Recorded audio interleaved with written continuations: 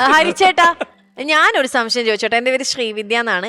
ഒന്നെങ്കിൽ ഇന്ന് ഞാൻ അല്ലെങ്കിൽ എന്റെ ഭർത്താവ്, ഞങ്ങൾ 8 കൊല്ലം പ്രേമിച്ച് കല്യാണം കഴിച്ചതാ.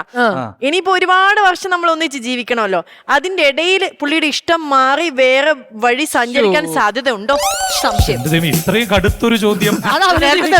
ശരിക്കും ഒരു രസമുണ്ട് കേട്ടോ. ഒരു 10-25 വർഷമൊക്കെ ഒന്നിച്ച് നല്ലോണം കഴിഞ്ഞ ഒരാള്, ഒരു ഫാമിലി, ഒരു ജോത്സ്യന്റെ അടുത്ത് എന്നിട്ട് പൊരുത്തോ ചുമ്മാ വെറുതെ നോക്കിയപ്പോൾ ആള് പറഞ്ഞു, ഇതെങ്ങനെ നിങ്ങൾ ജീവിച്ചു പൊരുത്തോടുന്നു? പിറ്റേ ദിവസം മുതൽ അടി തുടങ്ങി.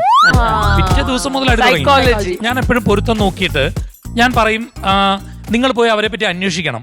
2, ഈ ആസ്ട്രോളജിയിൽ പൊരുത്തം എന്ന് പറയുന്നത് കേവലം പൊരുത്തം നോക്കി കൊടുക്കൽ മാത്രമല്ല, ഇത് അവരുടെ വിവാഹത്തിന് മുമ്പ് അവരോട് സംസാരിക്കണം.